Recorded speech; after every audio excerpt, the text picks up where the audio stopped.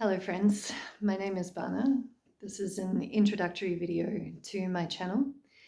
And I started this channel initially because I am living in a place where I don't speak the language very well and I'm a yoga teacher. So I thought that I would start to, connect with people through my Hatha yoga work and generate some interest in what it is that I do. And then very shortly after posting a few videos, I realized that the impulse in me was actually to talk about awakening. And to be honest, I have quite a lot of resistance to that because I see the many people that are already talking about awakening on YouTube, some of whom have great lucidity and wisdom, and some of whom seem very trapped in viewpoints that can potentially be damaging to viewers. And so when I did start to record videos, I was really responding to some of the viewpoints that seemed more confused. And I wasn't intending to teach in any way on that topic in particular, you know. So it's interesting, in having some time to reflect, I've begun to notice that actually that's where my impulse is, to talk about my experience of awakening and to share ways in which I've found to navigate that space. So it could be called teaching, it could also be called simply sharing. But I think that I've come to a point where I'm going to lean in to that and allow this to become what it needs to become. And my reason for that is not necessarily to instruct anyone else. You know, in fact, I feel like I've really come to a point in my journey where I don't see any need to change others. I am experiencing more and more the inherent wholeness of all things and the beauty that is life in all of its diversity, even if some of that diversity might seem really confusing and confounding from our own point of view. But what I did notice in posting those initial videos is just how much of my own entrapment is still present. And it's a type of kind of subtle ego, subtle clinging, which seems only visible through this medium. And I think it makes a lot of sense from my own karmic predicament, because I do have, I guess, a lack of desire to be engaged with technology. And I also am a human that has dealt with a lot of shame throughout my life. And I found, following my own awakening process, that that shame was a very predominant emotional content that was just constantly being activated and running through and running through. And there were very deep wells of that. Still are, in some ways, deep wells of that. And so it's really interesting being able to kind of engage in this kind of medium and start to see the way in which that personal content, those karmic predicaments, are being revealed to me. So, you know, I see this awakening process as it's like, you know, most of our ancestors, right? Doesn't matter what ethnicity you are or where you've come from, most of them engaged with musical instruments that were really basic, beautiful, nature produced sounds. One of those being the bone flute. And the bone flute is really common across all geographical locations. But when you make a bone flute, you know, you have this this structure that already has a natural hollow quality to it, that can already carry energy, air, sound, vibration. But in order to clarify that sound or that vibration, you need to abrasively smooth out the interior of that space, of that vessel, in order for it to create a smooth, clear noise. And so for me, awakening has been that process of this kind of abrasive, fractious, sometimes very painful process of smoothing out the structure that has organically grown as a part of living this life. And that's not to say to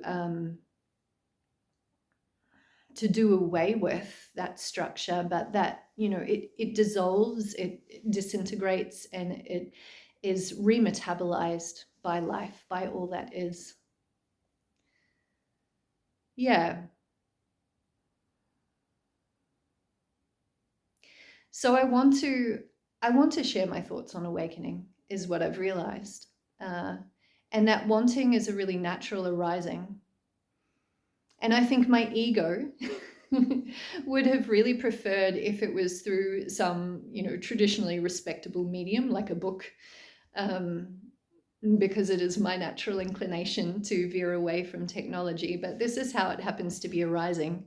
And so I'm leaning into that, and I'm hoping that, there is some value in it for people.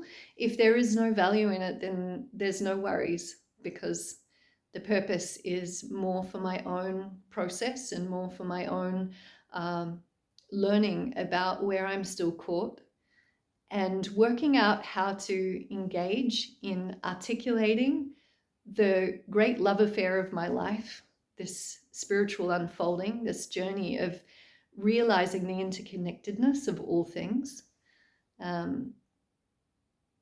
that I may become a clearer instrument for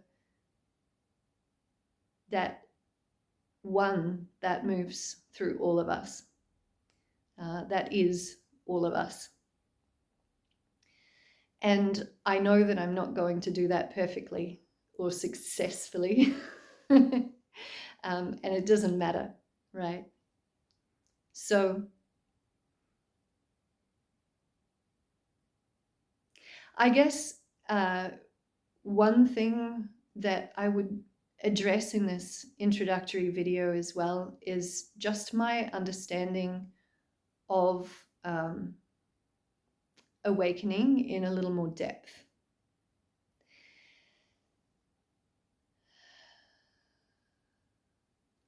When I was a child, I remember sitting on some rocks out the back of my grandmother's house, and my grandmother, being, of Irish Catholic descent, was explaining to me who God was.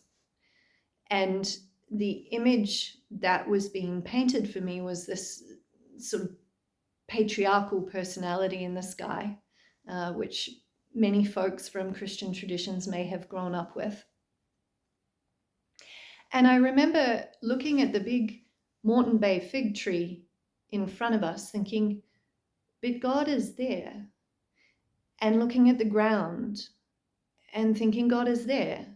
And looking at my grandmother, God is there. And feeling within myself, God is there.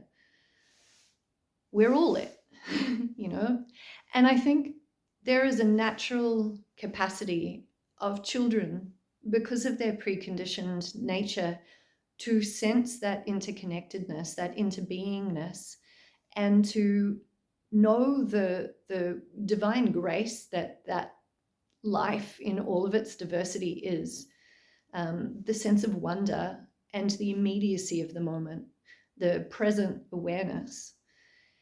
And slowly over time, that gets conditioned out of us. And for me, I don't think it ever really was fully conditioned, for whatever reason. Like some people might say past life karma, or grace, or, I don't know. None of us really know, because these things are unknowable. And when we start to contact them more directly, any translation into words or story just becomes an overlay of a structure for our personalities in our ego self to kind of conceptualize and to continue that play of conceptualization. But in my adolescence, I really began to move away from my family's traditional Catholicism and explore lots of different religious and spiritual viewpoints. I read the Tibetan Book of Living and Dying when I was 12 or 13, and read quite a bit of Buddhist literature and a little bit of the Upanishads, and a few books on Celtic spirituality of different forms. And I think that's really where I started to recontact some very deep, unified experiences and void experiences. And as a teenager who, as a human being, was actually quite traumatized in many ways. Those void experiences in particular were profoundly challenging to my malnourished ego, my self that had not been structured in a healthy and confident way. And so I really disintegrated. I suffered a very early disintegration, which combined with all of the struggles of hormones and living life as an adolescent and navigating being very, very different to my family, things got really terrible for a while there. And I also encountered quite a lot of psychologists and therapists who were coming from a very rigid, westernized, medicalized, psychopathological view. And so my spiritual experiences and those expansive states of being that I was noticing, my otherworldly connection, was being pathologized. So my adolescence into my early 20s were really defined by an awful lot of suffering and a tension between a deep inner knowing that many of the things that I was experiencing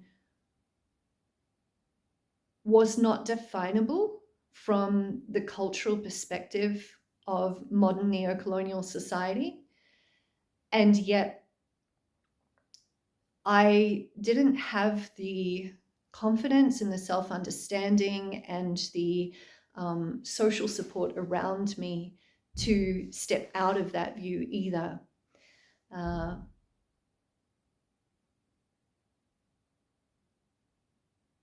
And over time, slowly, I began to liberate different aspects of my being and my mind and my awareness from these structures. In my 20s, I got involved in Vipassana meditation.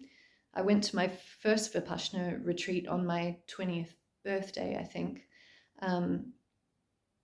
And most of my 20s, that was a primary practice for me, was embodied awareness, just allowing sensation to be there and being curious about sensation.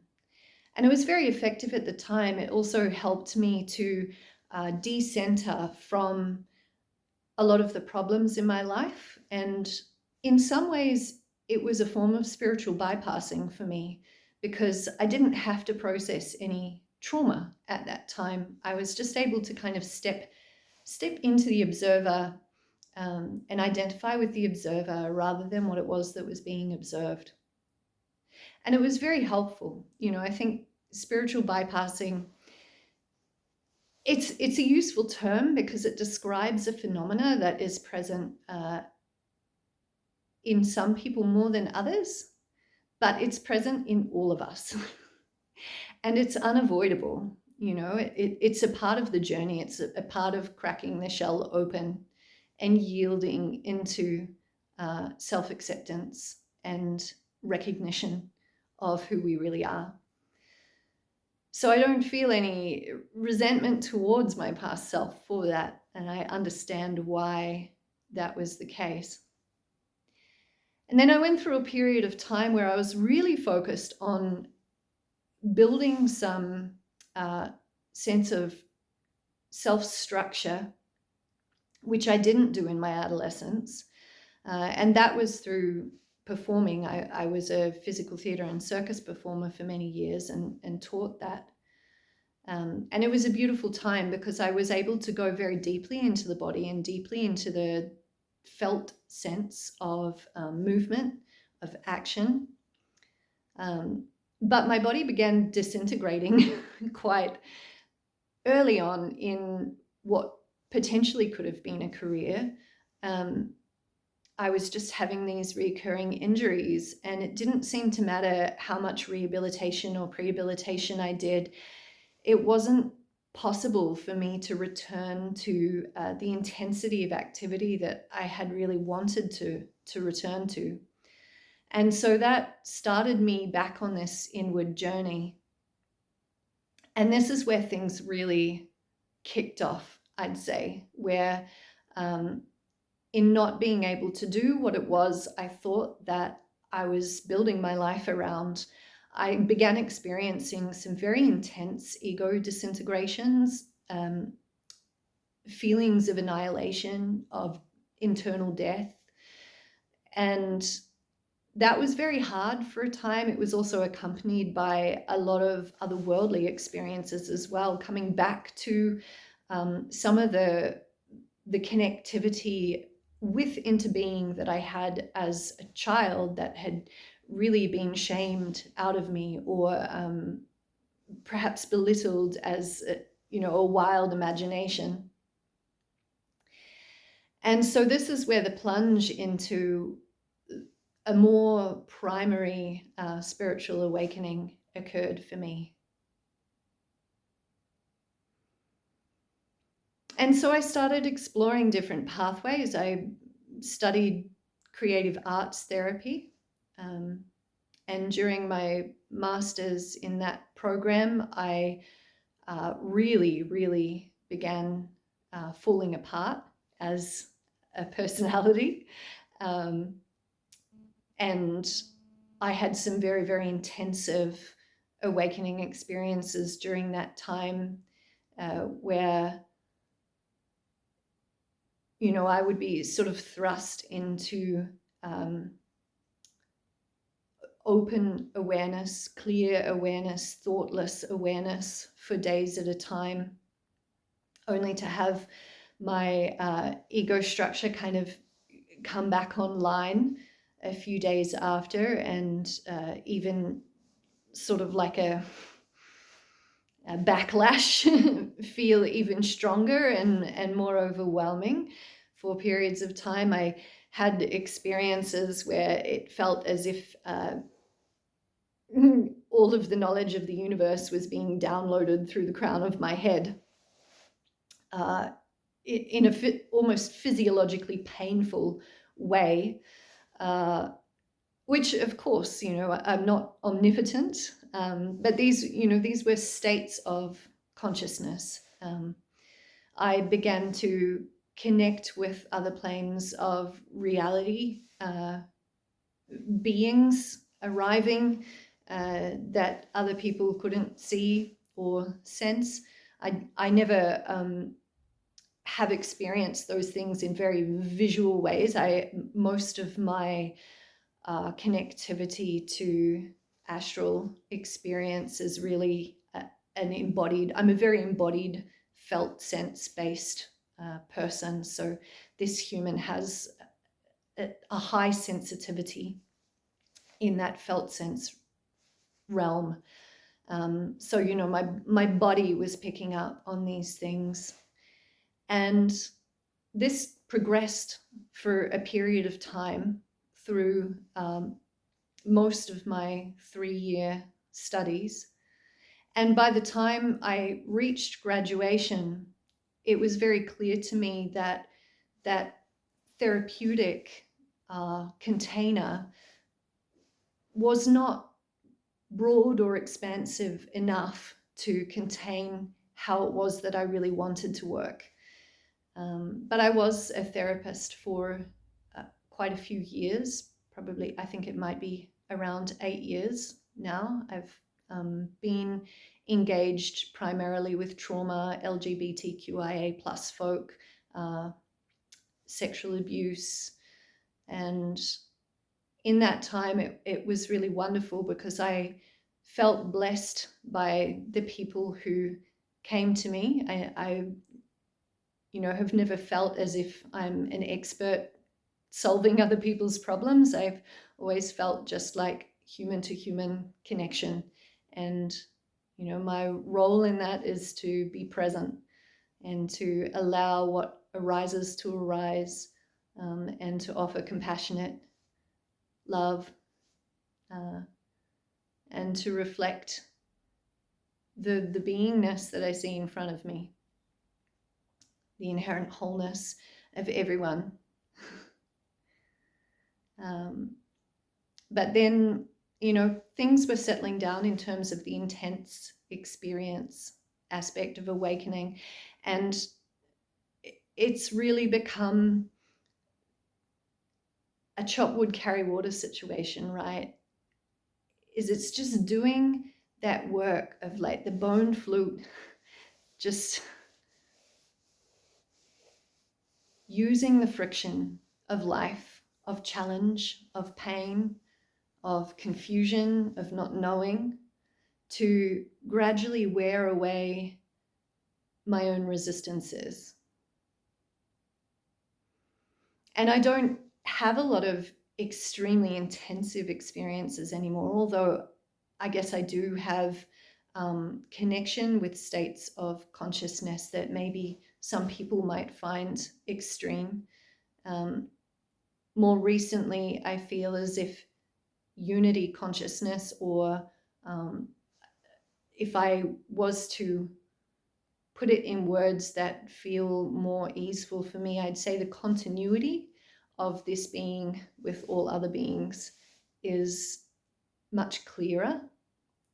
But I'm not under any illusion that that clarity is a completion.